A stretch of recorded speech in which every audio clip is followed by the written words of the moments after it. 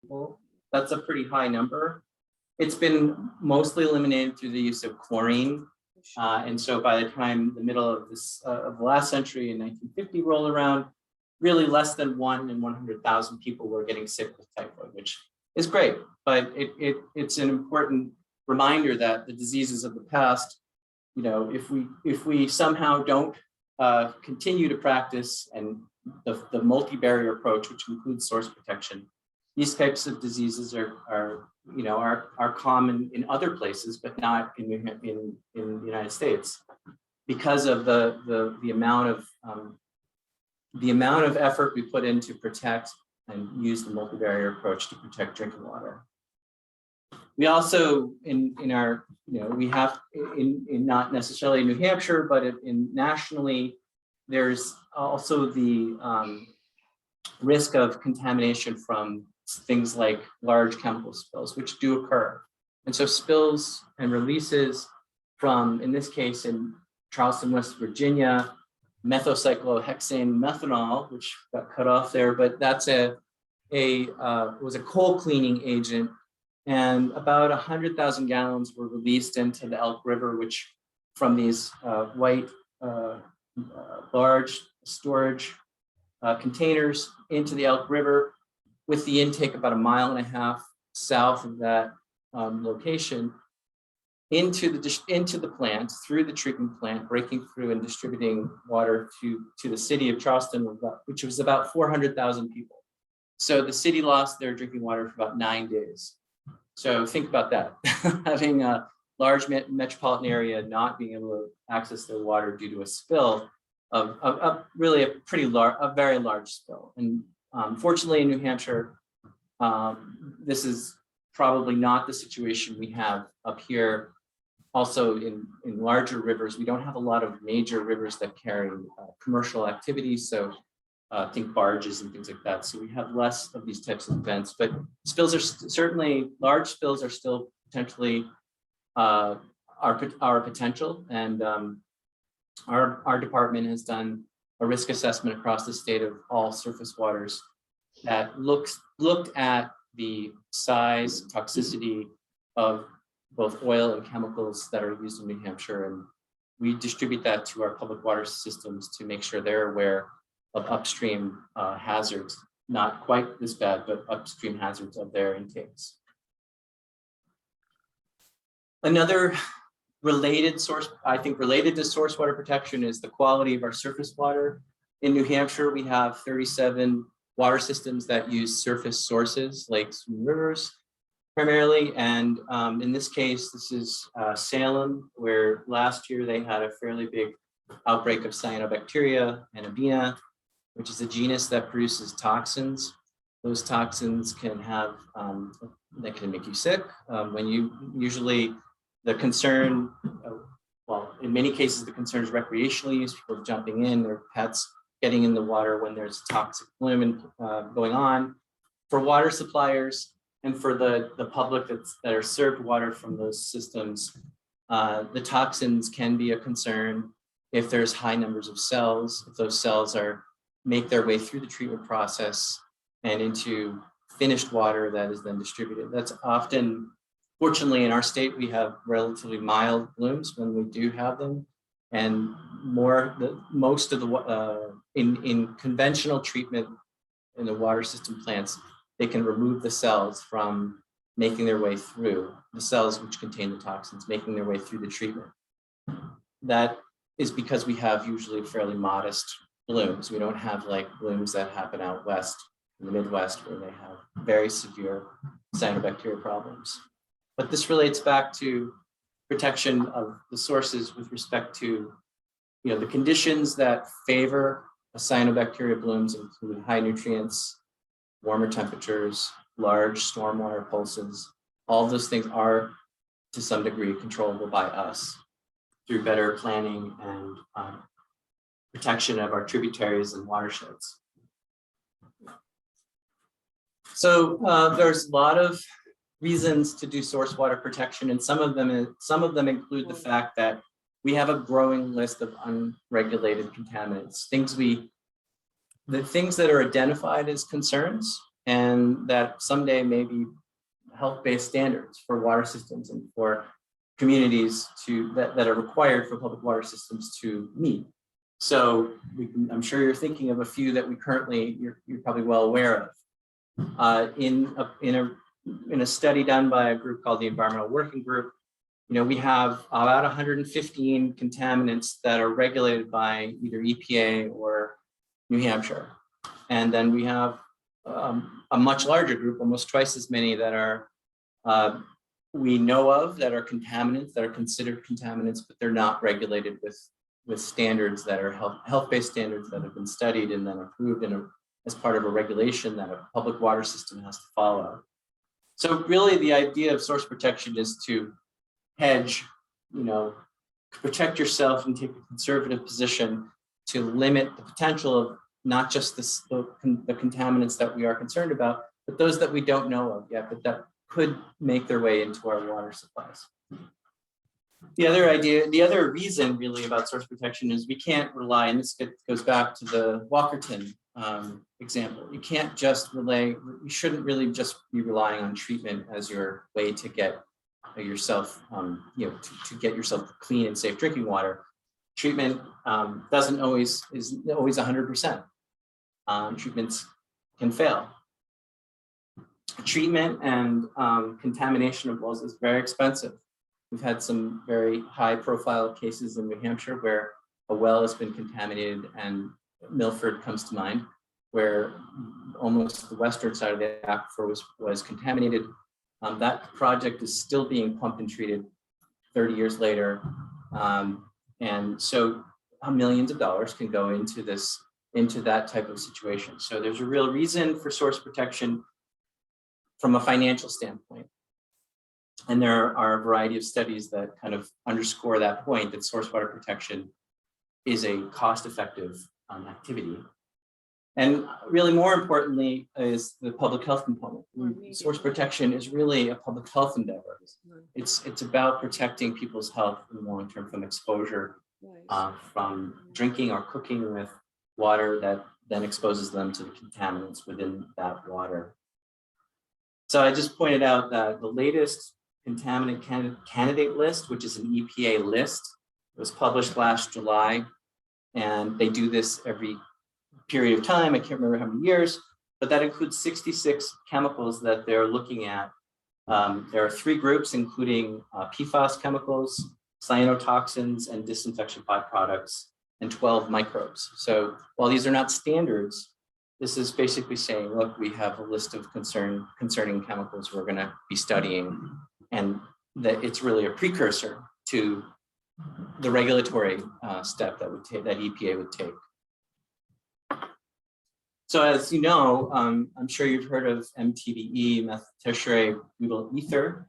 It's that was an additive to gasoline. It was an oxygenant to help the engines burn more efficiently, which has been banned since I think 2003 or 2004. But we still are living through the sort of remnants of the releases of MTBE in groundwater. We have a whole bureau that is now dedicated specifically to remediate, to figure out where we have MTBE in groundwater and help people to get clean and safe drinking water. We have, in the data that I was able to peruse in the last couple of days, we have about 1,000 detects in public water supply wells. I'm sorry, water supply wells, not necessarily public or private. And I guess the good news in all of that is, even though that doesn't seem like good news, is we have about 2.5% of the drinking water supplies that have been sampled in New Hampshire test above the standard. This is AGQS's Ambient Groundwater Quality Standard, which is a standard that applies to all groundwater in New Hampshire. And again, continuing on this idea of source water protection and emerging contaminants, another one is called 1,4-dioxane. Dioxane is a stabilizer that's in many solvents. Think chlorinated solvents, things that are used to clean oils and other things to take that off of, well, any solvent is going to dissolve something. But in a lot of chemicals, this product is in a lot of chemicals, commercial products. It's in the production for cellulose acetate membranes. It's basically, these are just examples of how these 1,4-dioxane is used, but they're used in a lot of commercial products. And so the state has been addressing this since 2005 when we adopted a standard, essentially an AGQS of 3 parts per billion.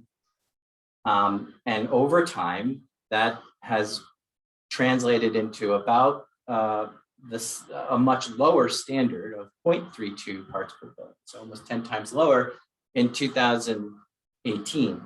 And so, just as an example, this is just one other chemical that has become a more prominent emerging contaminant in New Hampshire and nationally. And so here's one I'm sure you've heard of. So perfluorinated compounds, fluorinated chemicals are also used in a wide variety of plastics and other products that have resulted in, as we've learned more about these chemicals, initially with down in Litchfield, Merrimack area, with the release around St. Cobain. And you can see from this map is showing you sort of a stratification of the amount of PFOA and PFOS or PFAS chemicals in water supply wells. So the red is saying it's above 70, which is the old kind of number we were using a few years ago, 70 parts per trillion, which is a very low number. The red is saying it's that high. The yellow is saying it's greater than the AGQS, or it's less than the AGQS.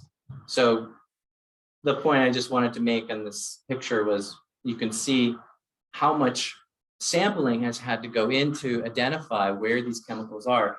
I think the number's over 18,000 samples, water samples have been taken by DES in New Hampshire since we've started dealing with this. So that's quite a lot of time, quite a lot of energy, quite a lot of money.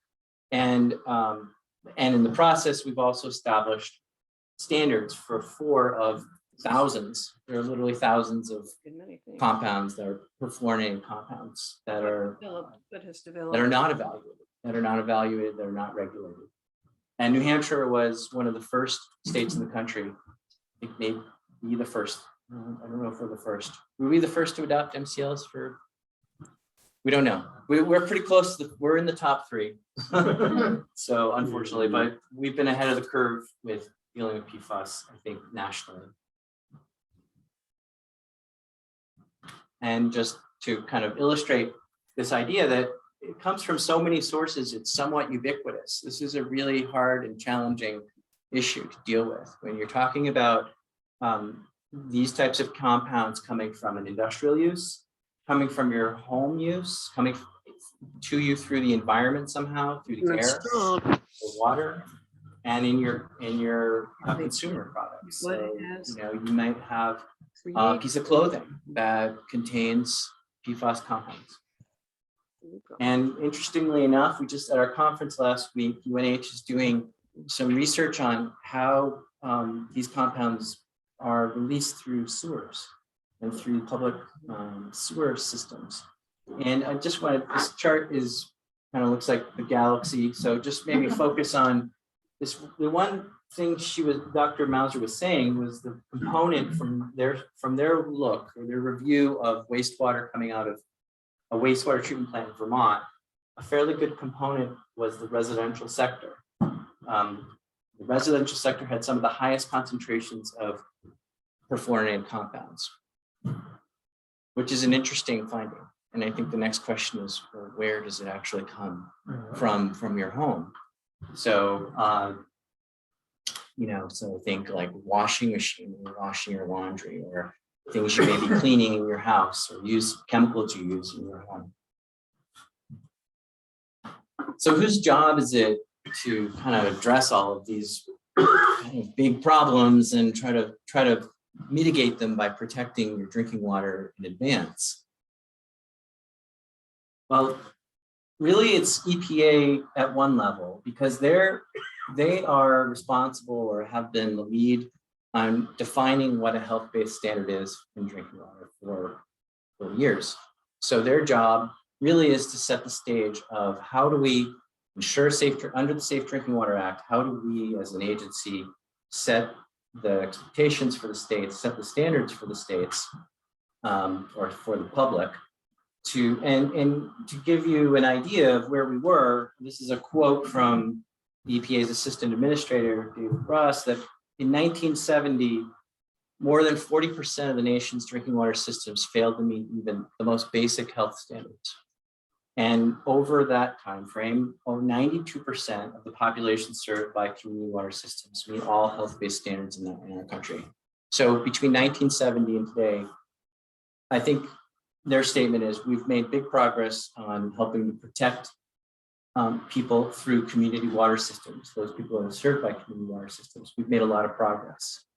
So EPA's responsibilities, aside from setting drinking water standards in our country, is to support that through financing. And so I don't think, right, so we're currently, I would say, in kind of a historic period at the moment. We're kind of in unprecedented funding levels for upgrading infrastructure, which is also important from a safe drinking water perspective. We take our source water, we run it through pipes, we run it through treatment plants. These are important critical infrastructure, and EPA's role right now is financing.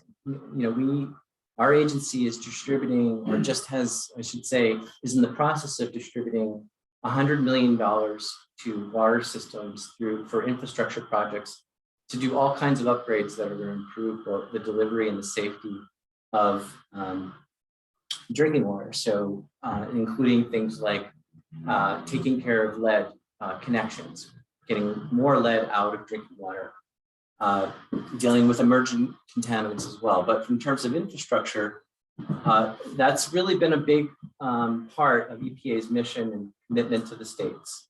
And they do that through DES. So DES receives a lot of funding. And right now, we're really, again, in kind of unprecedented territory in terms of the amount of funding under legislation like the Bipartisan Infrastructure Bill and the ARPA, the American Rescue and Recovery Act. And we got a little ahead of myself here. So as I said, we are implementing right now, our agency, and through EPA funding, through federal funding, is distributing $100 million for approximately 232 infrastructure projects.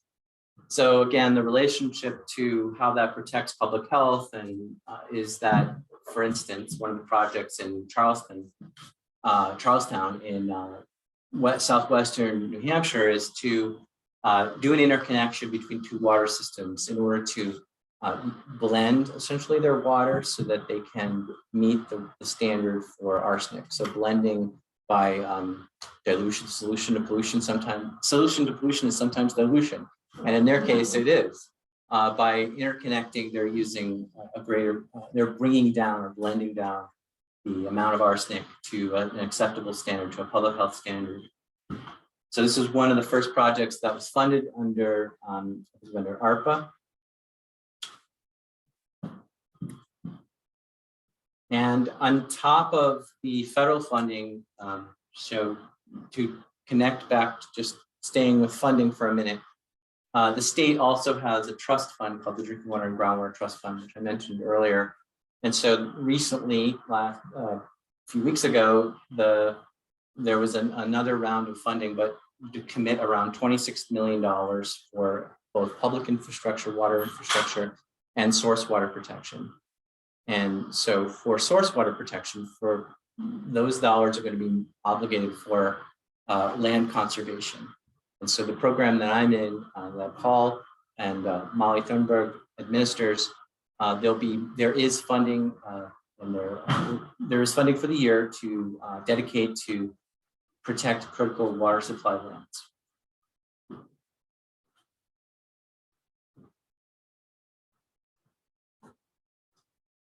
So to start off this conversation about source water protection, I mentioned we have a lot of money going to the sort of gray, hard infrastructure and some money going to the green infrastructure. And these are the watershed lands or the areas that contribute around wells, contribute water to wells, to control and contain the eco services, the services that trees, the landscape, and the natural environment are providing to filter out natural contaminants, and also to serve as a barrier or a buffer to human activity in order to minimize erosion.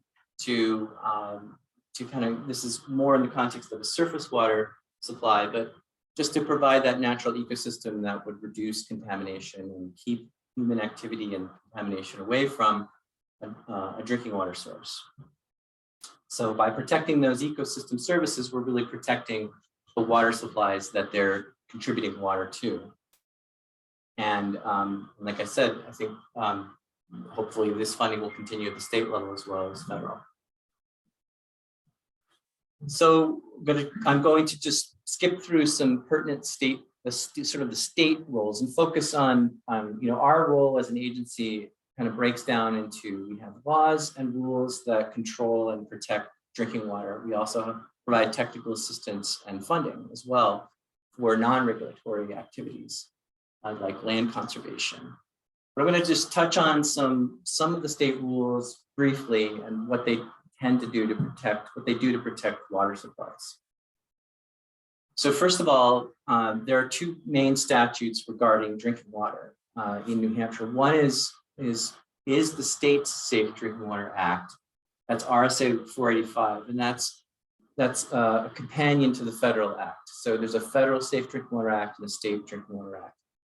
So the state's Drinking Water Act really stands up the programs at the state level to administer programs that regulate public water supplies. We regulate your public water supply. I'm not sure like the school, for instance, has a public, if they have a well, they're likely a public water supply. So we require monitoring. We require that the well is constructed in a certain way, and that the area around the well is kept in a sanitary state. We require many things from public water systems, so they deliver water to the standards that they have to under the state and federal maximum contaminant levels. So that sets up the whole infrastructure of regulations relating to how public water systems operate in New Hampshire under rules. Then there's the Groundwater Protection Act, which is also under RSA 485, Section C. And this sets up a number of ways that we protect drinking water and authorizes DES to do a variety of things, including and authorizes local jurisdictions to do a number of things as well. And I'll talk a little bit about that. Those are the two kind of main acts, and some of the things I'll talk about really stem from the authority that's provided by the legislature to New Hampshire DES and to communities and water systems. So the Groundwater Protection Act is really the basis for a variety of activities that are protecting our state's drinking water. One is to control groundwater withdrawals and commercial wastewater discharges, both of which have rules that our bureau is involved with administering to ensure that withdrawals are not they're not impacting groundwater levels, so that if someone puts a large well, for instance, like a new commercial or a municipal well, that everybody else's well around it runs out of water. There are strict modeling exercises and requirements for new sources of public water or withdrawals that are not public water, withdrawals that applicants who come for permits at DES have to meet those requirements to demonstrate that they're not going to impact other wells nearby. And that's why we have many large municipal and non-municipal wells in New Hampshire, and rarely do we have circumstances where we see or have to intervene because there's water being empty. It's drained the water out of the wetland nearby, or it's taken the water out of a nearby river. Another piece of under the statute, it establishes the requirements for anything that's considered a potential contamination source to have and follow best management practices. And the statute authorizes DES to set rules, which we did 20 years ago, and they're called E&D WQ401, the best management practices for groundwater protection. And that relates to the inspections that Tara mentioned earlier. All that is authorized under this act, and we provide assistance to train local officials, local inspectors, many of them water supply operators or managers, and some municipal staff on how to do these inspections. So what the rule requires and how to make sure compliance is found. And so these rules have to do with this whole idea of minimizing the release of contaminants from a particular site by following these best practices. The statute also creates classes of groundwater, and there's 4 classes of groundwater: GAA, GA1, GA2, and GB. These classes of groundwater mean something if you're reclassifying to a higher level of protection. 2 of them have protections embedded in that classification. So, for instance, if you wanted to classify a wellhead area around a well, community well, you could apply to the department. The department would approve it. Let's say we approved it. There would be a limitation of certain high-risk uses around that in the wellhead protection area, the area that contributes water to the well, and there would be other requirements that would add protections to that well. So the statute sets up a series of elective options for communities to reclassify local groundwater.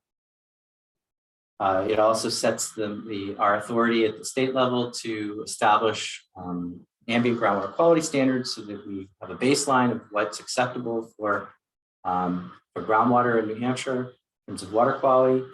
And then again, it authorizes local entities, towns, water systems to take responsibility, take action to enforce best practices, for instance, to protect drinking water, groundwater.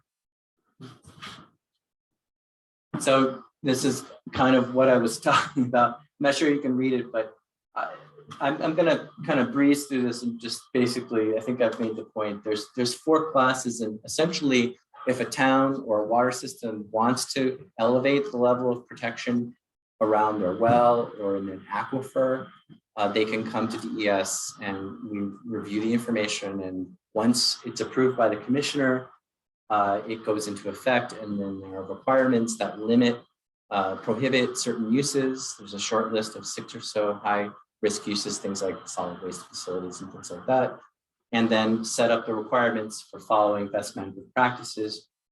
And those requirements for following these BMPs are ensured by a regular inspection process that has to take place at the local level. So a local inspector, if you reclassified a GAA or GA1, would be involved and have to do a periodic inspection of every PCS in the contributing area. So it puts eyes on the ground to make sure that things are not being spilled and released to the best you can do. So here's just an example. This is a Jaffrey, it's a GAA classification. This is the contributing area to their wells. And within this area, like I said, the restrictions on certain land uses, best management practices, and public education, actually, I forgot to mention that, are required within this area. We also protect drinking water through a variety of rules, and I'm going to mention a few of them. So just for all new wells that are called community wells, which they're defined by how many people they serve on a regular basis. So I believe it's 25 people for more than six months or more, they're a community well. And those community wells have to do a number of things. First, identify where the water is contributing, where water is being induced. The graphic is kind of showing you, probably not very well at that scale, how the sort of area, the surface area that is then being going into the ground and then making its way to the well point. That area has to be delineated. They also have to establish a sanitary protective area, which is up to 400 feet around the well, that has to be left in a natural state. So they have to control it, they have to own it, and make sure that it's in, what I mean by natural state is they can't develop, they can't do anything on it. So it's essentially maintaining the natural landscape, except for a few exceptions, like they have to maintain or do something around the well, have a maintenance building or something or nearby, something minor.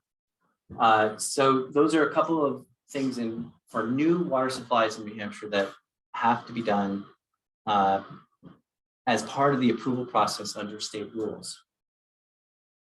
For water supplies, there's a rule called Purity for the Protection of Water Supply Watersheds. It's ENV DW 902, and it establishes, again, it's a process where, in New Hampshire, we're a local, we take pride in our local control. This is a process where a water system or an entity can apply to DES to adopt the regulations under that are authorized, under this process to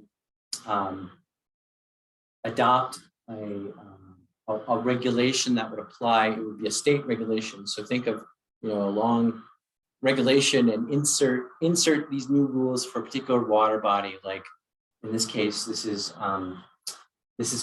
sorry, now I'm blanking on where this is. This is sorry, Canby. I think it's Canby. Canaan up in Canaan. Sorry. So I'm the only one that can read that. It's Canaan Street Lake, and so Canaan Street Lake could apply for apply to have these rules adopted at the state level, and it would apply to the entire watershed around this water supply. So certain things can have protections come into play when this rule is adopted. One is they can, but it's up to the local water supplier or entity that applies. So it could mean that they limit certain on-water uses. So we have a lot of recreational lakes in New Hampshire. So it may mean, you can't boat within that restricted area, or you can't swim within that restricted area to limit bacteria from getting into, E. coli or something getting into the water. It can mean setbacks along the shoreline. It can mean, no storage of certain things within a certain distance to the shoreline, and no discharges of waste. And that's how the rule actually reads. So if you read this rule, there's a series of water bodies listed, and then a series of conditions and requirements associated with surface water source that's involved.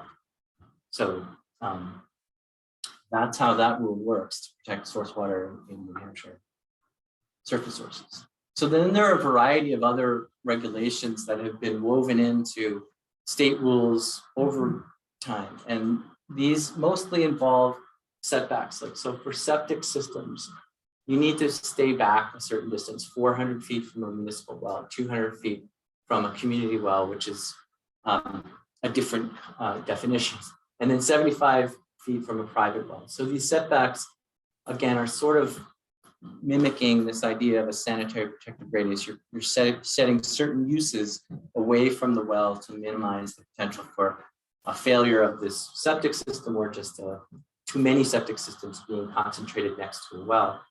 Underground storage tanks also have, for gasoline, a setback of 500 feet from any underground storage tank to a public well, and also setbacks to private wells, 250 feet for a UST, and 75 feet for any regulated substance. And regulated substance is a very broad definition, which I won't quite get into at this point.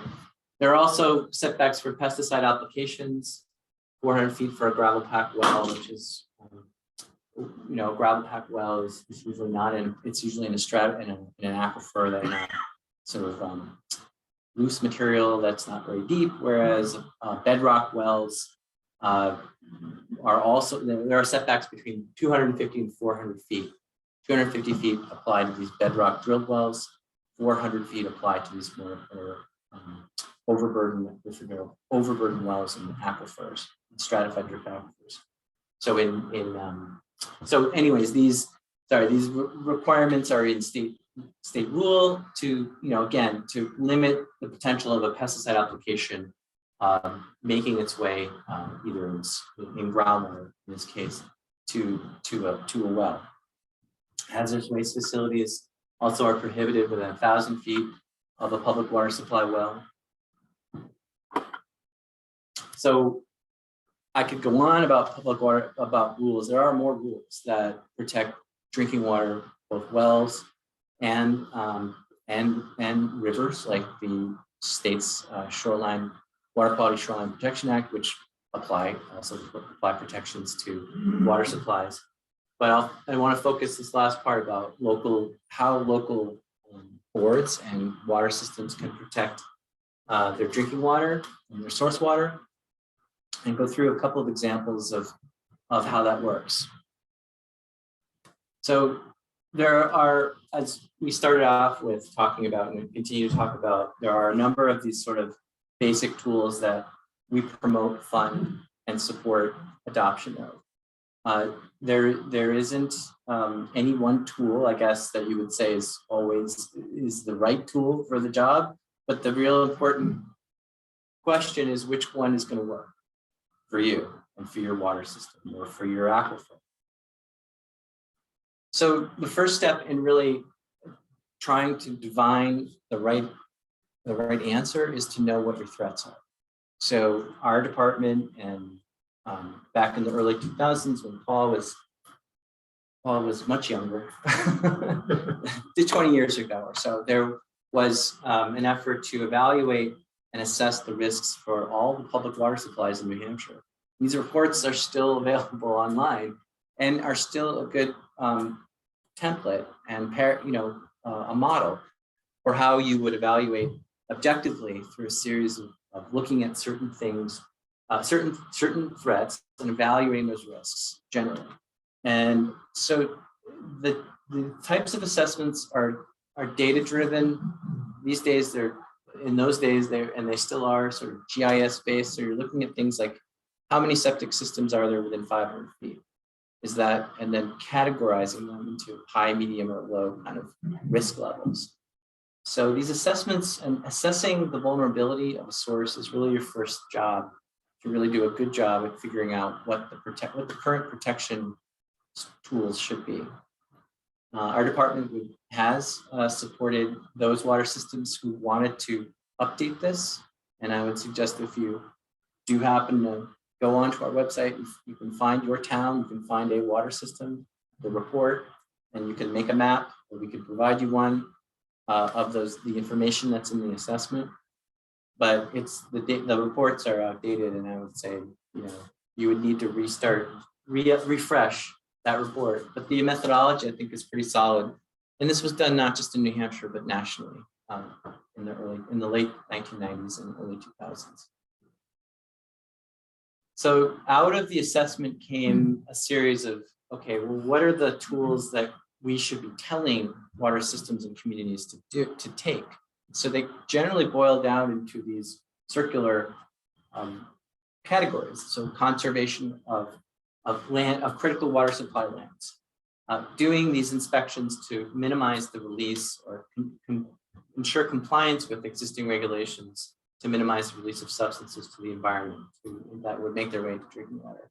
Public education, watershed planning and rules, monitoring, adopting local zoning and other regulations are all kind of in that toolbox as well. And they really should be based upon the types of threats you can divine from looking at the information and the threats that are currently around your source. So it's really just a mix and match exercise.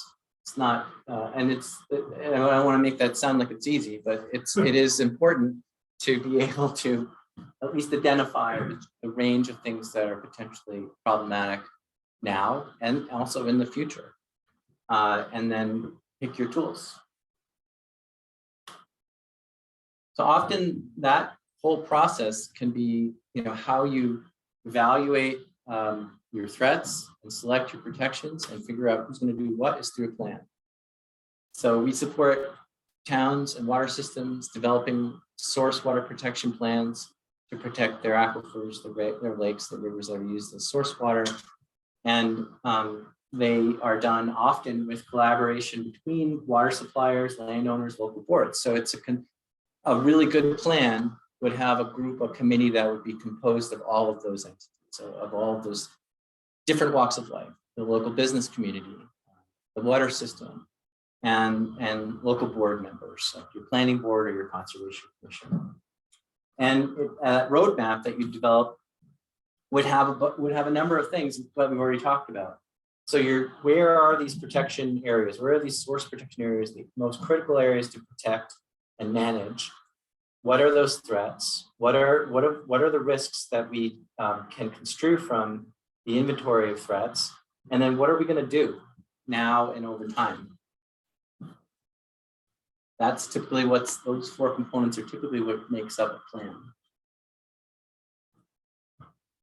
And really, in some places, your watershed might cover your whole town.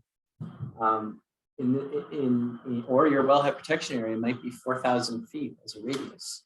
It's a big areas, but you do need to focus on those areas that are contributing the water to your source. That is our recommendation in wellhead protection areas. And this is called a hydrologic area of concern, which is essentially a watershed.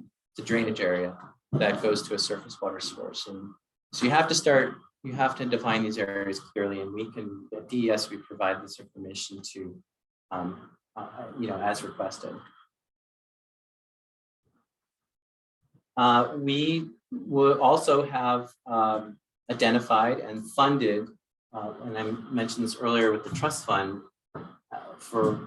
and before the trust fund, funding for these critical areas that I keep referring to with water supplies. So in the case to the right, this is up in Perkins Brook, which is part of Gorham's water supply, and the Tinkerbrook parcel, which is here to the right, is just over 2,000 acres, and that was protected with funding from the trust fund and several years ago.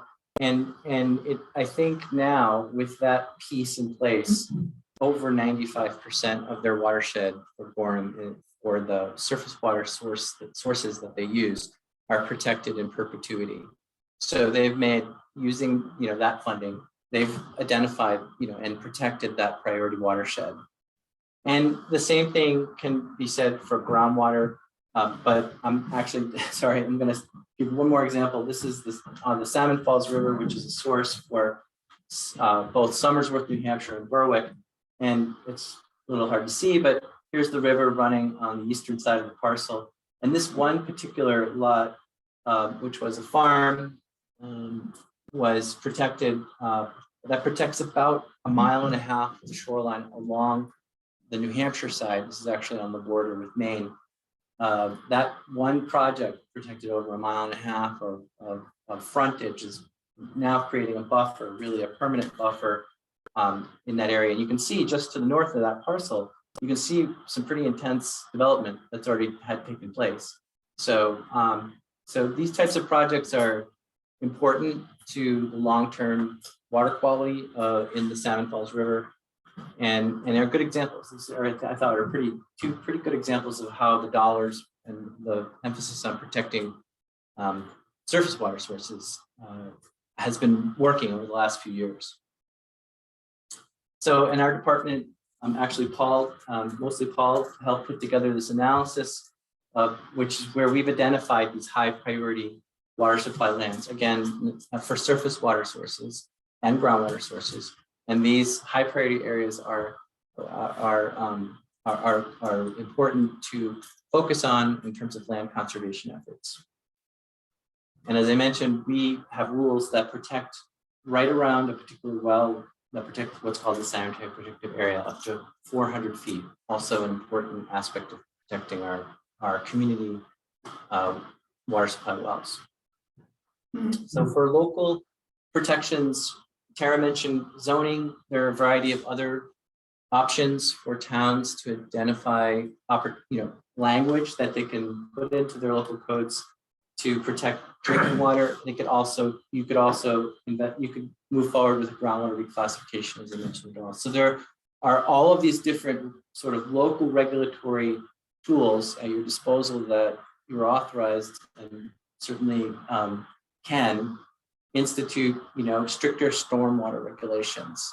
And we have a great university program, University Stormwater Center at UNH, which has great guidance and technical reports on the efficacy of stormwater practices to remove non-point source contaminants.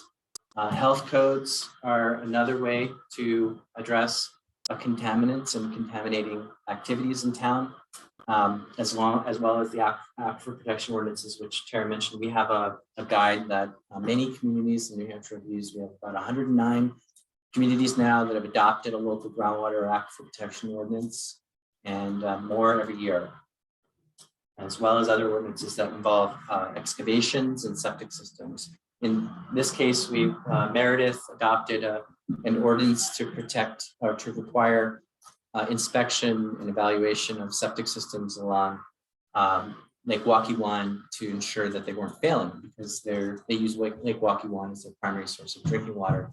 So we partnered with our watershed bureau to actually fund both the evaluation and fixing of about 15 septic systems that were within 250 feet of Lake Waukee. And some of the pictures were very illustrative if you've ever seen a septic system fail. So that was 15 failed septic systems within how many? Within 252. I think the eligibility for the program was 250 feet from the reference line of Lake Waukee, so very close to the lake. That was a high percentage of all the septic systems. No, probably not. But it was. I don't remember how many they evaluated, but I think it was actually. I don't remember what the percentage was, but they had. It was a voluntary program, so people signed up because we paid for half of their fix. The repairs. A certified evaluator. So they're certified septic evaluators, and so they were contracted to go on property, pop the lid, core the beds, and make sure that they were functioning. Yeah, I'm sorry. That's okay. Can the homeowner be trained to test the septic? I guess it would depend on how well it's. So I don't know. I don't really know the answer to that question. I think if you, I can find that out. I don't know. We've already talked about this before, but this is really an important aspect of making sure you're going to protect your wells and your water supplies over the long term. We can't. It's impossible in New Hampshire and most places to wall off and protect every water supply, like in some places like Gorham.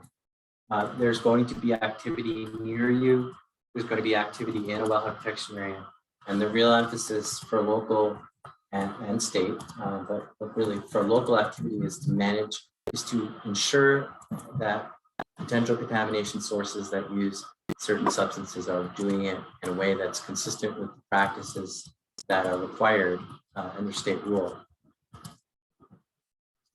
We know that looking back at some of the data we have, that the more PCSs, the more of these potential contamination sources you have in your wellhead protection area or in your source protection area, the more detects we tend to see. And it doesn't matter whether, I won't get into too much details between known and potential, but these actually are looking at potential contamination sources, what we know as known contamination sources, which are essentially contamination events or places where we know there's contamination. And then these charts are really saying, okay, here we have none of these PCSs or K. I'll just call them PCSs for potential and K for known contamination sources. We know that we don't have many of these what are called detects, so we're not picking up any contaminants when there's a very low number. As the number gets bigger, where we have more, we actually have PCSs or KCS contamination, KCSs in the wellhead protection area in this case, we're going to see more detects. So basically, the takeaway message is the more that, and it doesn't matter whether you have these sort of known contamination events or not, the more PCSs you have in your wellhead protection area, the more likely or the more frequently we see defects in water supply wells in that contributing wellhead protection area. So it really doesn't matter if there's a contaminated site in that wellhead protection area or more of those. You can take that out of the picture. If you just have more potential contamination sources, we tend to see these defects more frequently.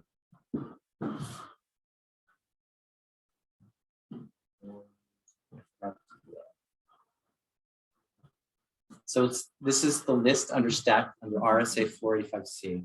And I was just putting this up for informational purposes to give you an idea of what the legislature called PCS. But they also added some language at the end of the definition that said, and anything that's a risk to human health and the environment. So this is this plus anything that fell into that last phrase. So it can be just about anything that presents a risk to human health and the environment. So we've talked about this as well. We right now train approximately 200. We have 200 inspectors in our database that we train and track training that go out and do these local inspections. And it's important to do that because it's even after how many years of doing this, I bet I could walk downtown and find a business who's not heard of this particular rule, of these particular practices and the requirements that are associated with them. It's important for local jurisdictions to be active to make this actually function and work so that businesses or entities that are using things like antifreeze, gasoline, petroleum products, solvents are handling them in a proper way. They're not releasing it to the ground or through a discharge. And talked about stormwater. It's well documented. This particular slide is based on a particular researcher who has documented how much of certain types of pollutants are in our stormwater. EPA still lists stormwater as the #1 contaminant of our nation's waters. And it's important to address this, and this is hard to do. But it has the potential to also contaminate, like in the Walkerton case, stormwater can also contaminate groundwater, and groundwater can, under that influence, if it's used for water supply, can also lead to contaminants making its way into the wells that we use. More recently, I guess this has become more of an issue, and I think it will be more of an issue as climate begins to play more of a role where we're seeing more and more icing events versus just snow. So we see a lot of this where salt use is being overused. There's too much. This is salt. It's a pile of salt on a particular parking lot. The white sheen there is the sort of dried, it rained. This is an uncovered salt pile, which is not something that's certainly not something we would want to see here in New Hampshire. That we do, but that's a big uncovered salt pile right next to a storm drain. These are examples of poor practices for use on parking lots. The same can be found in roads and de-icing of roads in some cases. So we heavily promote what's called the Snow Pro program at DES, and the program at UNH, where it's housed, teaches and trains operators on how to calibrate their equipment properly, use certain application rates, and in order to avoid adding too much sodium chloride to groundwater. We have a few water systems currently that are struggling with salt, and including Merrimack, New Hampshire, which once you get to a certain point with salt, it's almost impossible to deal with because it's not easily treatable. It has to be removed with things like reverse osmosis, which means you're discharging 3/4 of the water as wastewater. So it's an expensive and difficult thing to address. So just as another, again, on the examples of how we implement source protection, this is a stormwater bioretention practice that our program helped pay for in Laconia.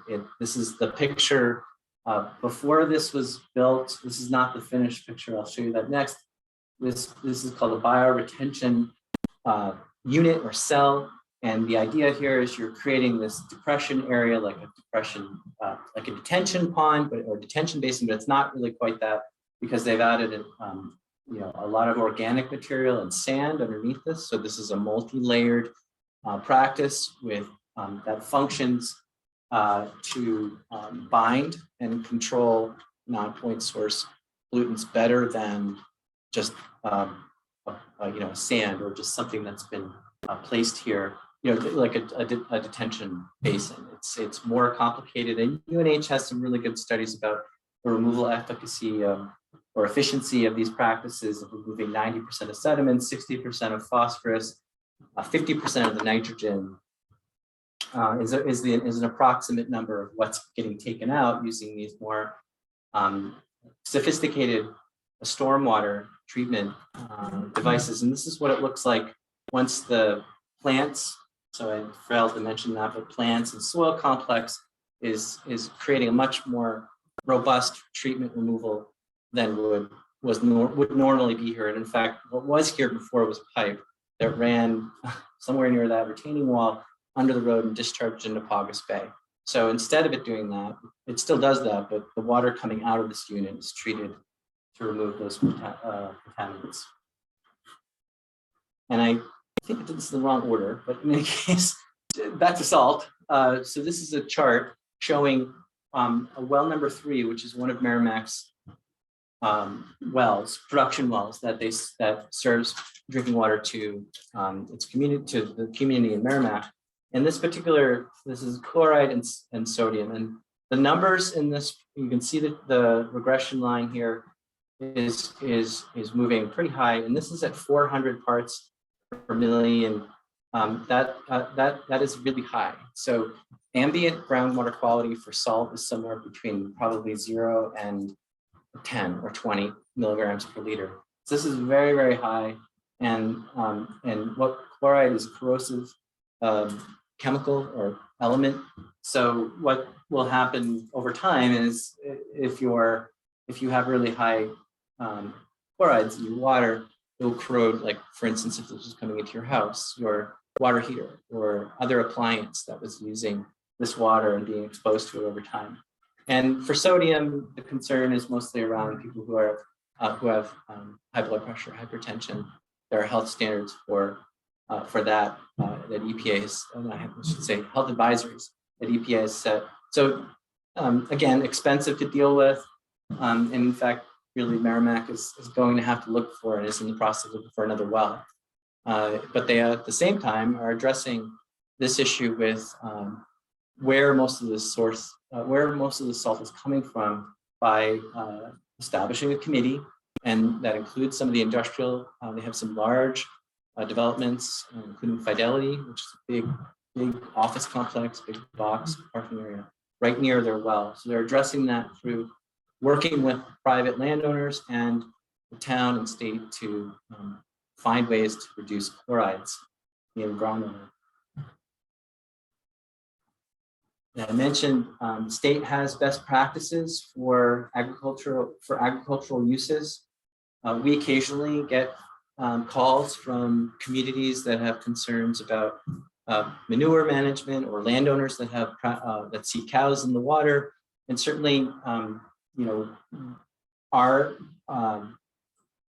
DES has authority to require farms to develop a plan. So if we find, and so does the Department of Agriculture has the authority to establish a plan. So a farm or farmer that's really doing not the best work with their manure can be under an order to develop a plan to minimize the release of manure or fertilizer and pesticide use or management on their property once there's a determination that there's a problem. So I mentioned Elk River. Our program works with EPA to minimize the potential for, or to maximize, I guess, the response to a spill that goes into a surface source. So just emergency planning is something that all water systems, public water systems are required to have. Community systems are supposed to have an emergency response plan. And it's important for that plan to be owned by local response officials, to be working in concert with the water system. So if it's an energy problem, or it's some kind of issue at the plant that's not necessarily like a spill or something, the idea here for an emergency response plan is to be able to respond to spills and any emergencies, all hazards that take place. And in some cases, they involve large spills that we talked about earlier. I guess lastly, I wanted to just mention, and this is one of the flyers that Green Mountain produced a number of years ago, is any of the local activity that I've mentioned and the things that in the last few slides that require building awareness and support. And those tend to be based on the values that people have for their local resources. So none of this really works in a vacuum. Implementing source protection is a team sport. So the more information that's persuasive, that is also reminds people of the values that they have in terms of their health or the resources, tends to be a winning strategy. The more you can emphasize those values. So we worked with a number of groups that focus on those types of techniques, and just being able to remind people that, you know, there's a certain value for this resource, and here's connecting that value to that resource is really important piece. So public education is a really important aspect to all of what we've just talked about. And our program does support, like we did with a few years ago with Green Mountain across the state. We support that through, you know, our assistance and technical assistance and grant monies and related efforts that or requirements. There's a whole list of things that we do in our program. And but I think, you know, I will leave you with that. We, again, back to roles, we're really we have our state sort of space where we work to help implementation, but lots of the majority of protection really is at your level. It's at the local level by those people, water systems and the community leaders who are working together in tandem to protect their water resources, their drinking water resources. So I think with that, I am ready to take some questions. All right. There's Tim Auerbach. Hi, Tim. I know it's going to be what is one of the minor impacts on groundwater and drinking water contamination, but has EPS taken any steps towards researching, investigating the impacts of microplastics and relative to not just external sources like containers that come for our food products and packaging and things like that, but also PVC pipe or even PEX piping, where it's being used in a lot of both commercial and residential, but in a grander sense. So the question is about microplastics research that the state is doing on microplastics. What is not just research, but what exactly is the state focusing on relative to the Well, are you including microplastics in our drinking water? I mean, you mean aside from like PFAS, you know, Yeah, that kind of. Exactly. Yeah, I'm not aware of research in our state that's driven currently by state programs on microplastics. And I'm not aware of any research that our department is doing related to microplastics that are in water supplies. If that's your question, I don't know of any research that we're up to at this point. I would suspect it's currently academic based in some of the institutions, you know, academic institutions, but I don't know of any state efforts at this point. Before we keep going, I just want to say thank you for your presentation. I brought this slide up and I'll tell you why in a second, but I wanted to introduce Paul, who's up here now to help answer questions. Folks online, if you have a question, you type it in the chat feature and we'll make sure we get to it. And folks in here, just raise your hand like you've been doing. That's great. I wanted to introduce Paul. Paul is the supervisor in the New Hampshire Department of Environmental Services, Drinking Water and Groundwater Bureau, and has 28 years of experience working with water suppliers and municipalities to protect source water and supervising New Hampshire DES's source water protection programs, including DES's water supply land protection grant program.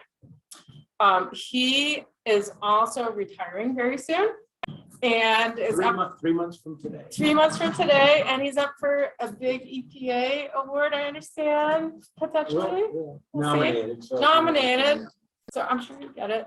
I just have to tell a personal story, personal perspective. Pearson and Paul have been like our wingmen when we have been talking with towns about, implementing groundwater protection ordinances and protecting their source. And Paul years ago came up to Ossipee to do a presentation to a very tough crowd, very diverse group of people.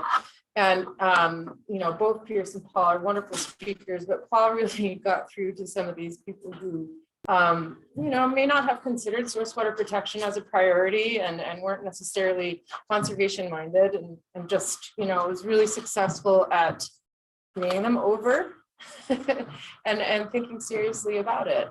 Even though it didn't, the updates didn't get passed in Ossipee, we're still hopeful. Maybe they'll update their map and some of that, but Paul might retire to possibly, maybe he'll, he there can you work go. full time. yeah. So thank you for your continued effort. It's been, over a decade since we've seen you up here, but having you here, I think is a real treat and a real opportunity. So without further ado, I want to allow folks to ask some questions. I brought this one up because I was looking at our watershed and all the little MTBE dots in here where gas related remediation sites are. And so yeah, it's just a reminder that these PCSs are around and there's something like MTBE and all these other emerging contaminants that we have to be aware of, and we have to think about the future protection so that we don't have these expensive remediation sites that were, like you mentioned Milford. I was wondering what contaminant was it that was Chocorua. okay. So it was a OK Tool, which was a big tool making shop, Uh-huh. and they were unfortunately not disposing of the waste, TCE. So 30 years later, we're still dealing with that, or somebody's still cleaning that up. that's really a poster child, very not a particularly good example. A good example of not how to do something. Yeah. respect to those materials. And we have a gas station right down the road here that still, the monitoring wells are still picking up, gasoline, petroleum additives and stuff and elements of petroleum 20 some odd years later. So, that's something that we have to think long-term, wide scale about. So without taking up any more airspace, go ahead and have at it with your questions for Pierce and Paul. Bob Postel from Ossipee, a poster child of problem towns. My question is, you've got these wonderful ordinances and recommended ways of doing things. What, if any, hammers have you got? One of the monitoring wells she's talking about is very near my house, a former gas station, where Ossipee went and approved a gas station application for that site, even though it's still contaminated from the previous use. And then we've got in Effingham, well, naming no names, but a town whose initials are Effingham, where they're approving a gas station on a site that was a former gravel mine and a former gas station. And it's within feet of the aquifer. We have all these lovely ideas and lovely plans and lovely recommendations, but what, if any, hammers do we have when we get idiot proposals like that? Yeah, well, DES enforces the state. Okay, so if you violate state rules or if you contaminate groundwater, that's a DES enforcement matter. I think that one of the questions that we floated is that, well, what if the town doesn't enforce its ordinance? Or what if the town, issues a variance to its own ordinance? No, the state doesn't have a role there. There's a state role, as Pierce pointed out, the feds have a role. I mean, the underground storage tank rules, those came down from the feds. And then the state has made a number of initiatives like the groundwater protection, regulating all those PCSs across the landscape. But then there's still there's a local role. But until they actually spill something, you guys don't have any power. Well, we've got, they need to comply with the design standards for what we do regulate, the tank systems. And the spill containment, those grooves, those positive limiting barriers, the grooves in the concrete apron around the filling area, those are all state requirements, having the canopy overhead, et cetera. So any violation of that is something that we've got a hammer for. And then of course, go ahead. And sorry, Yeah. and the ambient groundwater quality standard. So you cannot just release something and then it goes away. The reason why a lot of monitoring occurs is because there's been remediation going on. But you're saying how do we minimize the release, right? Yeah, when the inevitable release happens, there's going to be a lot of wells, actually, ironically, just over the border in Ossipee, that are going to be undrinkable. And it's going to cost a bloody fortune to put in a municipal water system in that area. And yet the darn thing got approved. I I'm guess just trying to find out what, if yeah. any, hammer you guys have. Well, I mean, It's once only after the leak happens that you guys have an entry into the Right. fray. That's true. I mean, so the statutes are very clear about local authority to plan and implement local ordinances, which is why we focus so much of our time on making sure the ordinances are robust, they're strong, and that they operate the way you want them to. And it's up to that town to select, to move forward with that. And so in most cases, I shouldn't say that. I mean, the process is set up in New Hampshire so that if there is a need for a variance, it should be difficult to get that variance. It should be, well, that's the way the law is written and the case law goes. So, I mean, in practice, that's the way it should be. And, DES really doesn't play in those arenas. That's a town municipal function that, we support just the protection aspect in local ordinances. I mean, a hammer is really you already have the authority under your local planning ordinances to hammer those who don't follow. You can revoke their permit. You can take away their use. You have those powers already. I mean, source water protection has been, with 28 years or so, perspective, it's a game of whack-a-mole. I mean, the core sort of wellhead protection approach, DIM, delineate the protection area, inventory the potential contamination sources, and then try to manage them. That's what we kind of built our source water protection program around. But then, Elk River came along, a large release. Fortunately, didn't happen here, but a lot of states were caught off guard by that. We tend to focus on the kinds of releases that have already occurred, and then we try to prevent them from happening again. Usually it has to happen at least once or twice, before there's legislation, before the legislature, realizes that it's enough of a problem that we need to legislate. There's a lot of little problems that we don't go after and regulate. There's that list of contaminants that are regulated under the Safe Drinking Water Act, for example. And, Pierce mentioned there these emerging contaminants like cyanotoxins from cyanobacteria, also known as blue-green algae. Those are still unregulated.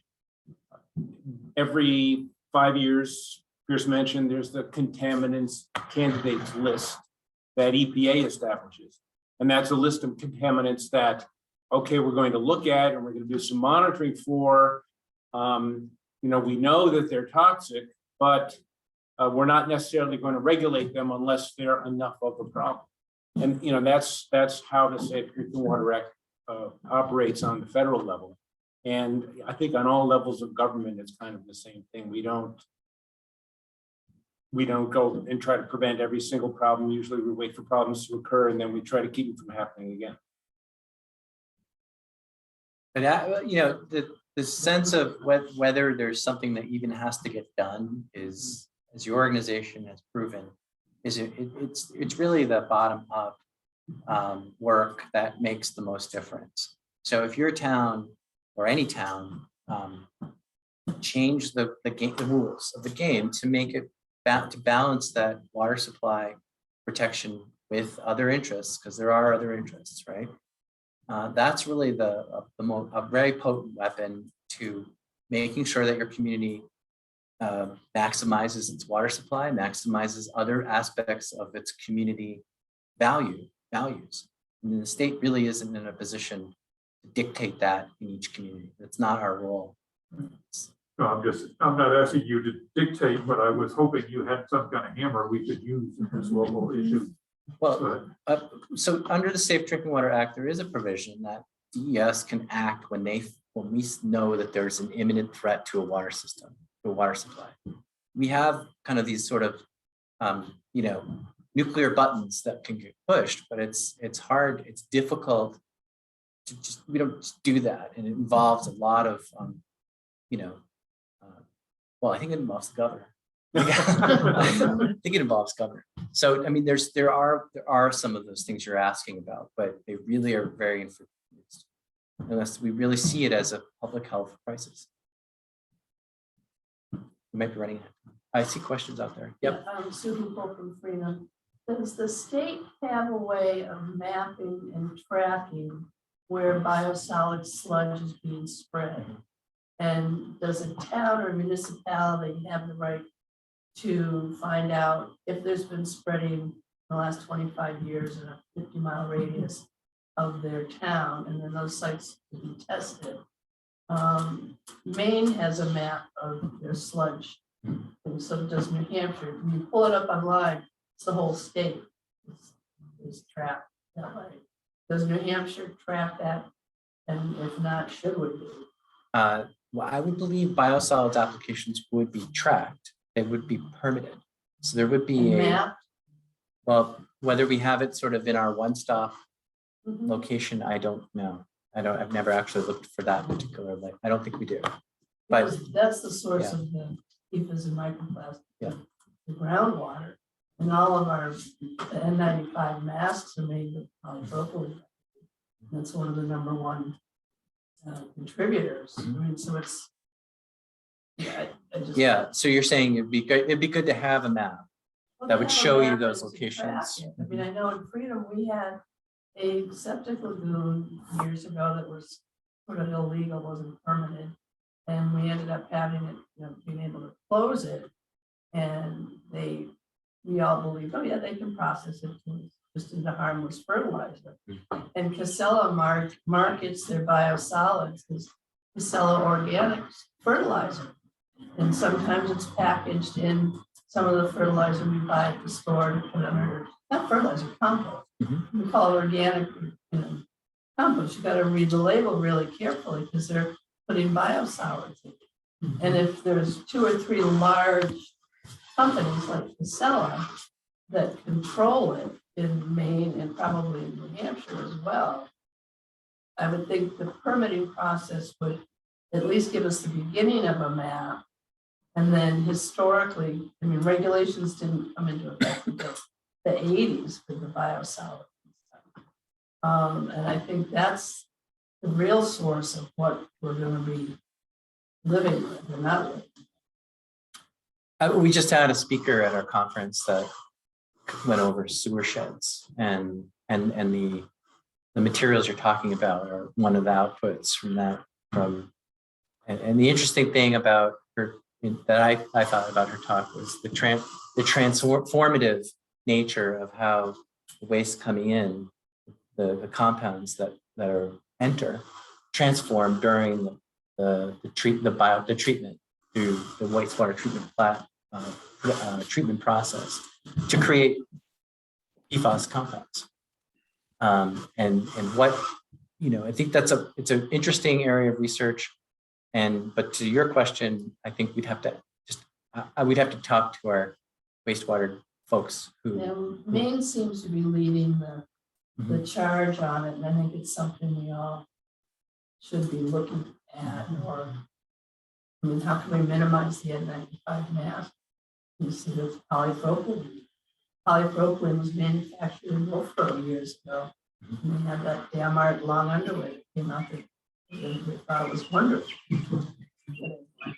We have setbacks for the application of, biosolids to public water supply wells. So I know that we've got one. But then PES also has a release form that property owners sign saying they're not going to sue the state if their neighbor's septic or whatever is within the 75-foot well radius, right? The release form, it's recorded in the registry. I don't think anything's recorded on biosolids spreading on land. And now that we know that it's toxic, or potentially pretty toxic, and the landowners, when they sell a property, they sign an affidavit that they're not aware of any toxic chemicals or whatever on the property. But this is all new. I mean, nobody knew about it. And nobody thought that far down the line. And the textile industry is the greatest offender. Just to answer that a little bit, the EPA is immediately starting to look into that relative to testing like they did with lead paints and things like that. They're at the very beginning of that approach. So it will probably be 20 or 30 years before they even come up with regulations, but they are just starting now to look at that relative to biosolids.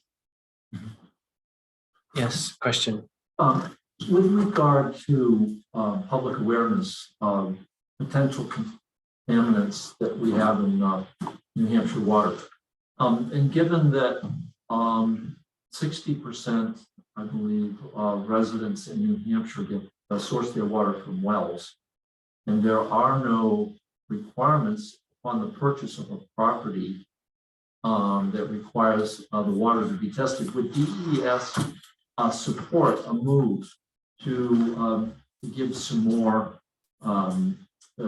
stringent requirement, either in divulging information about potential contaminants or requiring a water test, a well water test?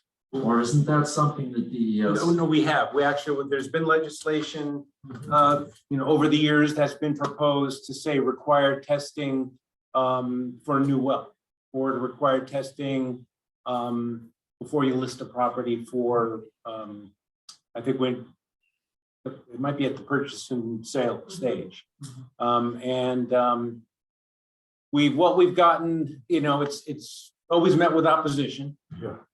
We had managed to negotiate with Realtors Association to get some improvement in the notification, the statutory notification that needs to be provided, with the disclosures. Actually, no, it's the statutory notification that's actually on the purchase and sale form that almost, every real estate transaction uses. So. But yeah, I mean, what we would like to see every private well tested, and there's an opportunity to do that, when a lot of money is changing hands, when the property is being sold. So that'd be a great time to do it. And a new well, would be another great time to do that. I think if the buyer, the potential buyer knows, what can be in that water, I think they're going to order have their inspector order a comprehensive test.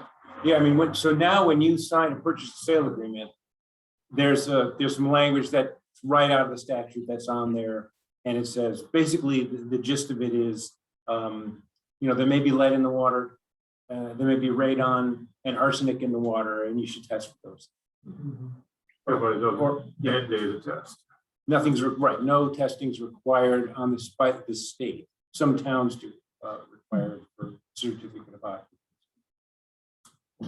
And we encourage towns to adopt those requirements. In fact, Pierce authored a guidance document that tells exactly how to do that. Okay, go ahead. And then I think we should get to some of our folks online because there's some questions in the chat feature. Go ahead. Good morning, Hamlet. Can you explain a little bit about the distinction between the reclassification you talked about and the local groundwater protection ordinance? What's the difference? Kind of what each one does. Yeah, so the legislature created these 4 classes. 2 of the classes of groundwater, GAA and GA1, have some type of impact upon land use and that in terms of limiting it or managing it. So GAA requires that class, usually associated with a wellhead protection area for community well. That's how the class is defined. And in that wellhead protection area, it would limit things like landfills, hazardous waste disposal facilities, open salt piles, septic lagoons, and a couple others. So they would be prohibited as soon as the reclassification took effect by the signature of the commissioner. It also require these inspections that we talked about on at least once every 3-year basis. It would require those higher risk uses that the 6 or so that are prohibited, if they were already there, would have to file a released, they'd have to do monitoring of groundwater discharge permit through the department. So that primarily is what GAA designation would require. For GA1, everything but those limits on those 6 higher uses, those do not apply. So zoning is kind of a whole different ball game. You can follow our guidance or not. You can add uses that are not listed as prohibited in our guidance. You can make it whatever you think is required. You could follow our guidance and then you can expand on it. So I guess I'm trying to say. So it's a much more designer, you can design it locally to fit your conditions. Reclassification is a bit of a one size fits all and a solution. The one difference is though, sorry, I know your time's clicking here, you don't have too many more months, is that reclassification protects an entire aquifer. So you can reclassify or a watershed, you can delineate this protection area to extend beyond municipal boundaries. So that's one of the big advantages of reclassification is those things apply across a wide area. Yeah, I was just going to point out that within the municipality, you can accomplish almost everything that you could accomplish with groundwater reclassification. You can do that through local zoning and health regulations combined. But as Pierce pointed out, right, the thing about groundwater reclassification is it can extend beyond the municipality. Although it does require that other municipality to basically sign off. It's not in the statute, but it's kind of the policy. Our policy. I don't think, although it's never happened, that the groundwater classification has been blocked by a neighboring municipality. Well, you've been here longer than I have, so I can take your word for it. Go ahead. Do we want to take questions? Yeah, let's take some questions from the Zoomers. Cool. So the first question from Karen McCall is, you mentioned that the treatment of contaminated drinking water is expensive, lengthy, uncertain, and not guaranteed, and that this can adversely impact human health. Who tends to pay for this treatment? And do you have an example of a municipality that has had to pay directly or that has been sued to do so? Boy, that's a good question. So I would just preface my answer with saying that I did kind of allude to sometimes treatments fail, sometimes they're not effective, they're expensive, and they are necessary when they don't meet the health standards. Monitoring for community water systems on a repetitive basis, either quarterly or annually or on whatever schedule, is that check to make sure that the treatment is actually functioning and that those results come back to the department. And if they don't meet those requirements, they are in violation and have a clock that begins to ensure that that treatment is working functionally. In terms of who pays for that treatment, I don't think there's a single answer to that question. In the case where we have a lot of emerging contaminants, there will be federal dollars that are going to pay for remediation or interconnection. You know, let's say your system, like the one I mentioned in Charleston, or if it was extending a line service between two systems because there's an area not served that needs to get served by a public water system due to a contaminant. It's not a simple, I don't think it's a simple one word answer there. There's federal dollars, there's state, and then there is local money. The water system would also, in some cases, we have private water systems that would be paying to deal with that contaminant. So I'm not sure if that answers your question fully, but the payment is not, it's just not one source. It can be local or state or federal. Kind of depends. then she had a follow-up to that as well, asking if treatment refers to treating water at the point of use or if there are treatments for the groundwater itself. So for a private well, it could be point of use. So that's at your kitchen sink or in your home, which is called point of entry. So those are typically the terms used for where treatments are applied prior to water coming either into your house or at your tap. And treatment otherwise would be at a plant. So in places where there is treatment that's required, there's a central water treatment plant that typically is the one that's regulated by our department as part of the water system to ensure that distributed water, finished water, is meeting all of the standards that they have to meet. I'm not sure if is that. But if a new contamination affects private wells, most people in this region are on private wells, and you are forced to put into some $5,000 or $10,000 water treatment facility in your basement to treat the water coming out of your private well because of this new gas station or whatever it might be. Is there any provision for anyone but the homeowner paying for that treatment operation? Yes. So this gets to liability, which I know was a question, and I'm not really fully to go into the state's requirements, our waste division, but I can tell you that yes, there's property owner entity obligations to pay for contamination that they're responsible for. That responsible property owner is is a liable party and is part of that process to pay for cleanup. So how does that work in reality? Whether there's insurance or whether it's using a state or federal, there's a fund, for instance, for gasoline when there's a gas whereas contamination, all the remediation dollars come from the state. There's a fund that pays for that. So if in your situation, in your scenario, if there was a release, there would be a property owner responsibility financially and otherwise, and then there would be a state response to finance if that did not come from the property owner. And I want to stop there because I think the folks that deal with that aren't here today and at our agency, and they would give you a much more concise answer than I can give you right now. Okay. So Karen, I saw your hand raised. Are you good? Well, yeah, I was just gonna say, Hold on, Pierce, I don't have the sound on. oh, sorry. Okay, so sound is on now, so they can hear you. Hey, I understand if you don't want to go further into this. I was just curious if you know of an example in New Hampshire where a private person has had their own well contaminated by a municipality's decision to do so, or to do something that was risky behavior around an aquifer.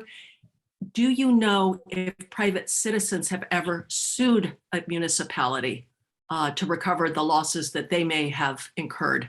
If insurance can't cover it? Yeah, I don't. I'm not. Okay. It's not really in my area with that particular legal, cases that where private property owners or property well owners are suing the state. The most common, or probably a fairly common scenario where not necessarily the town, but the state might be involved with contaminating wells is actually the DOT, because there's a number of wells that were pre-existing roads or that were right up on major roads. So those aren't really lawsuits. They're more of the state's remediation of wells when there's salt applied to, say, a highway, which isn't quite the same as what you're asking me, which is how does where there are situations where private well owners have sued municipalities. I'm not really aware of that, or an example I can go into in detail. Sorry. No, so I've not heard of that. It's the polluter is responsible. So usually if the, if it's just, your neighbor's septic system pollutes your well, you're kind of on your own probably in terms of taking a civil action. If you've got a regulated contaminant, it's affecting a number of wells. DES is most likely going to be stepping in if the polluter can be identified, to deal with that. But as Pierce mentioned, there tend to be a couple of classes of pollutants like MTBE and related ethers, gasoline contamination, where we've got funds to deal with that, and also PFAS, there's also special funds to deal with that, so that the state can go in and help the homeowner directly, and then try to recover, whatever costs the state can recover from the pollutant. Thank you very much. There was an incident in a town that starts with Osby back in the 90s that a resident had her well contaminated by, I believe it was salt, managed by the town, and she ultimately was compensated by a new piece of property. I believe that's the gist, and I don't know the exact details of it, but I know that did occur, and the town did establish funding for relocating that person. Okay. So, and that's not, I know there was one down in Atkinson, I think it was as well, sometime in the early 90s. It's very similar, except it was a gas station. Right. And I think that's still ongoing there. Any more online? Yes, so we have some more questions. This is a question from Knut, and his question is, what is one thing you wish the New Hampshire legislature would do to make your jobs better in regards to tonight's topic? And what's the thing that gets in the way of them doing it? We're being recorded, right? Yes. What's the one thing? Looking to Paul, see if we have maybe we both have one thing. I think that's a really hard question. Give me a second. I think supporting land conservation to a higher degree, and where while we have the opportunities to protect surface water sources, and most of our major metropolitan areas, our cities in the state, are protected by surface, are using lakes and rivers major, like the Merrimack River or Lake Mascoma, Massabesic. So I guess one thing would be enhancing surface water protections and through conservation or state law.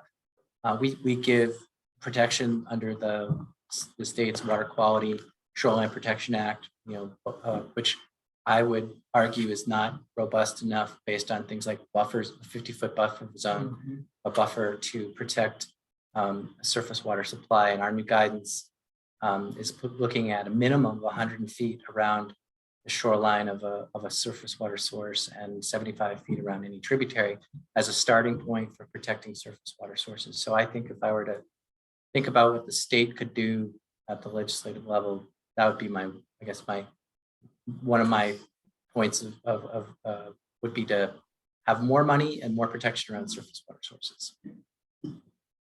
And what was the second part?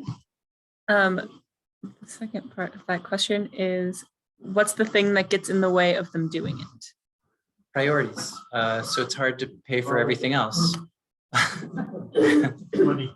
Money. Yeah. I mean, it's expensive. Land conservation is a expensive venture, and we're dealing with people who have wells that have emerging contaminants in them, and they need safe drinking water right now. And so those priorities, along with every other priority that you can think of, education, infrastructure, there are a variety of competing priorities, and that's one of the biggest issues. As far as land conservation is concerned, I mean, it's a good deal of money right now, but there seems to be a capacity issue among the land trusts right now in the state.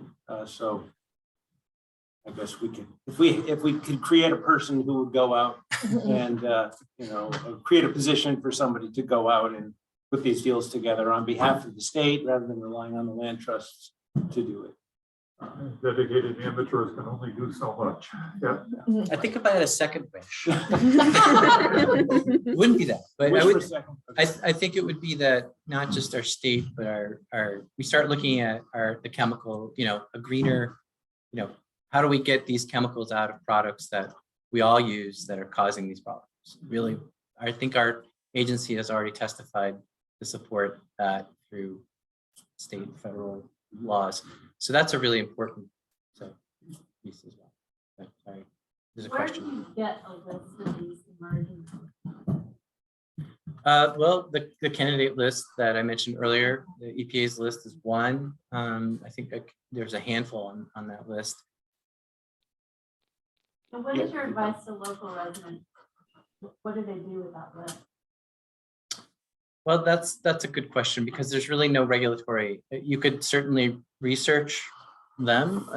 If you wanted to know more about a particular chemical that EPA is listed, and figure out where it might be intersecting with your life and your property or in your community.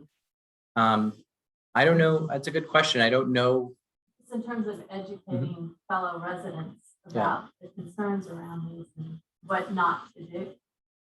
Well, so I should say that it's a candidate for a regulatory action by the agency. So it really should be stated that they haven't determined that there's an important enough human health impact that's a process when they actually set the maximum contaminant level that involves a lot of study about health risk and health assessment. So I wouldn't necessarily say you want to jump from looking at that list to I need to ban all of this everywhere. I think it's an area for study, I think is how I would interpret that. I think that's a good question. I don't really know the answer to your question in terms of what you do with all of these potential risks. I mean, there's 3,000 PFAS compounds. I think you would probably drive yourself crazy trying to figure out where they come from in each individual one. I think overall, the best we can do is to think about the products you buy and that you use, and to the extent you can limit those products that in your house and in your use that you would think would be a problem. Yeah, didn't mean to interrupt, but I mean, my advice if you're on a private well, you test your water for everything that we recommend that you test it for, and test it, repeatedly, and test your home for radon in the air and deal with that. I mean, I think that, if we could quantify the disease burden from the naturally occurring contaminants, particularly radon, arsenic, maybe uranium, that would be far greater, I think, than the disease burden from, these minute quantities of the emerging contaminants. Not that we should ignore the emerging contaminants, but if you've got a private well, that's not being regulated. So that's a big thing you can do to control your environmental health exposure. And of course, radon is really big. My neighbor who never smoked a day in his life died of lung cancer. The radon in his basement was over 40. It's and the lab there in Concord will test our well water for a very reasonable fee, correct?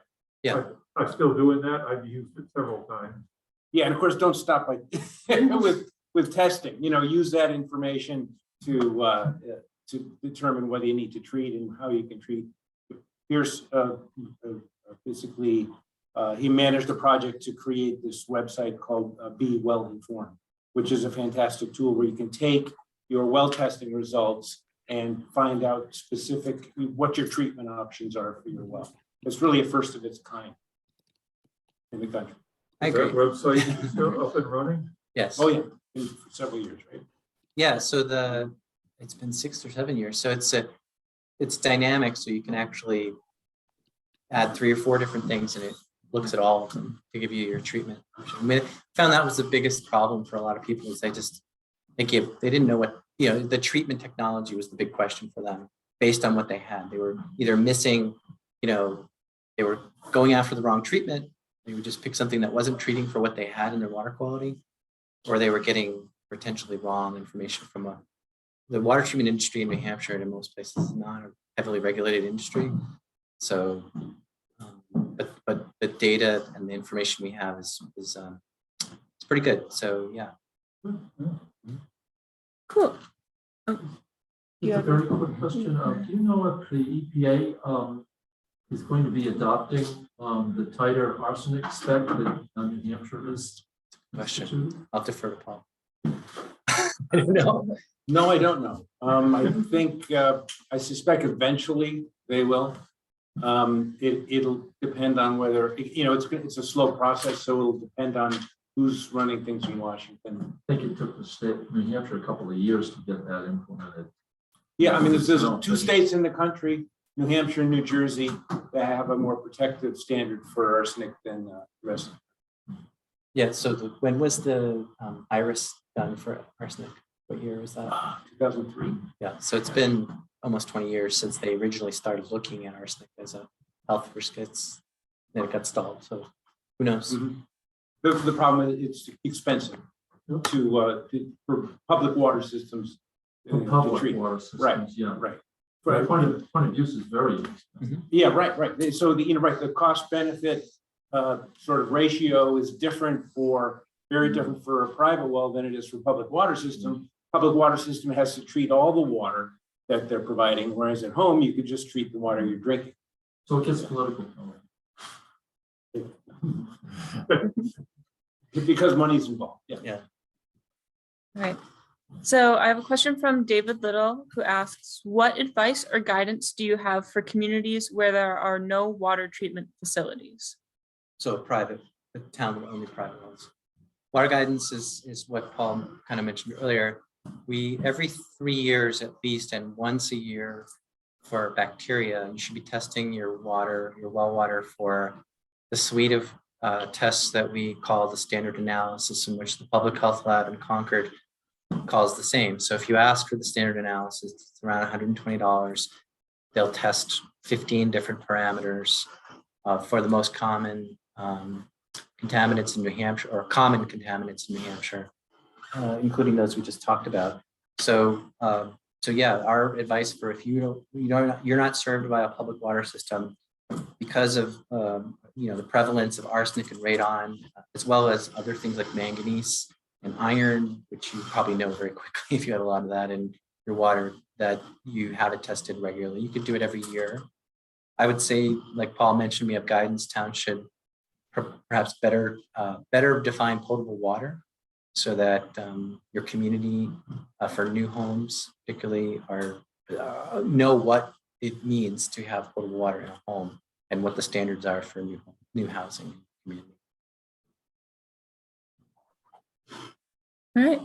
And I've got one last question here from Tom Gross, and he asks, if you had a magic wand and could have legislation passed that would make selected BMPs implemented by municipalities, what would be your top 3, 5, or 10 that would have the largest leverage benefits to New Hampshire?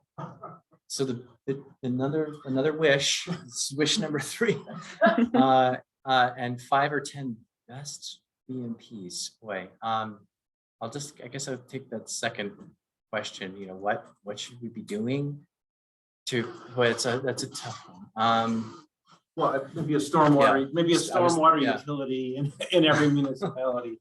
Well, stormwater is the number one contaminant, non-point source contaminant. So if we all retrofitted our stormwater and our culverts and our treatment infrastructure that we have for stormwater, I think that would be a pretty big series of BMPs. And we're actually in the process of slowly doing that. We're evaluating, at the state level and across the state, we're looking at culvert sizing and retrofitting those facilities. So I think stormwater would probably be one sort of series. It's not really a single BMP, but dealing with that would be probably your number one to address water quality issues across our state and nationally. Well, that's very helpful. Thank you very much, Pierce and Paul, for Welcome, an extremely informative evening. Thanks so much. You're welcome. I'm going to skip the other 8 to 10 or 8 to 9 for the sake of time, but I'll get back to you on that. Does the standard panel, the Concord Lab include VOCs? No. And that's a kind of expensive test, but and really we would only recommend that if you were something nearby that you would expect a volatile to be in the ground. Like a gas station or an Yeah. airport? Yeah, okay. Yeah, that's fair enough. Or parking lot, high volume parking lot. All right, well, so I want to say thank you to you both. Also, thank you to Shaw for helping to support this program, Saco Headwaters Alliance. I think it's great to have an in-person event finally after so many years of kind of hibernating during the pandemic. It's great to have this interaction in person. So thank you all for coming out. I hope folks go have some refreshments. There are well kits right here, Bob, if you're interested. It has all of the information on what the state labs test for and how much and all of that. And we have a trip going down with Caitlin on June 9th to take the well samples down to save you the cost of shipping overnight your samples or driving them down to Concord yourself. So if you want to coordinate that, we can do that. And I wanted to find out before you all leave, you have a BMP training. And I know this is a really important part of source water protection in our towns and how municipalities can be involved with the education, the outreach. And I can't emphasize enough how critical that has been over the years for us and how much more of that we need to still do on source water protection, because a lot of folks are still under the impression that you guys are doing it all. So I wanted to find out for everyone here who's interested, for your towns, for your health officer, for your fire chief, whoever does those types of inspections for potential contamination sources in town, when that is and how people can find out more or sign up for it, sort of thing. Yeah, so we do training on request. We have a person in our group who coordinates that training. We can do regional trainings, we could do them in person, and there's also an online module. So you can do, you can click on a button and you'll hear an audio. It's a presentation that goes over the rules and how to do the inspections.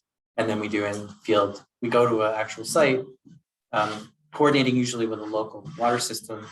And we go through the inspection process and let the inspectors train and learn at the same time. What kind of facilities are we inspecting? Those types of things that use regulated substances. So the things under the rule I mentioned in VWQ 401, there's a long list, and under statute, the definition of, under rule, a definition of regulated substances. So we go places where there is larger than 5-gallon containers of something, because those are regulated by the rule. And so we train the inspectors how to ensure that those storage and the use are consistent with the rule. And what are some examples of types of facilities? is he allowed to ask questions? You're being prompted, I think. I think that's all we have time for. Okay, what kind of PCSs? What are PCSs? What the heck are you talking about? Oh, right. All of those things that the legislature started with, that was in one of the slides. So things like, I don't know, anything like a landscaping company that has a diesel tank in its backyard that's filling up its heavy equipment. That's a regulated container with a regulated substance in a commercial setting. Auto repairs. Auto repairs. Machine shop. Machine Yeah, shops, exactly. if you have maintaining a fleet. Yeah. These guys were watching last night.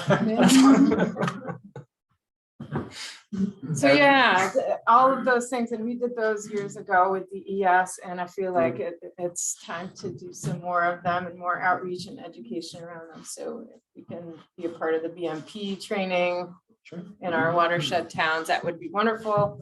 And one of my biggest take-home messages every time you all do a presentation is that an ounce of prevention is so worth it when you're talking about drinking water protection, because these cleanup jobs, 30 years ongoing costs a lot of money. And we're talking about private wells and costs to homeowners and costs to businesses and costs to municipalities. It's really worth it to do this upfront proactive protection for our drinking water. It's our health and our safety we're talking about.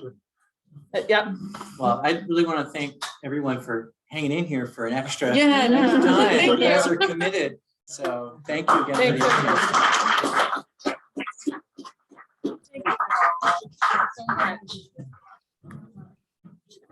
All right. Thank you, everybody. Thanks, Tom. Thanks, Tara.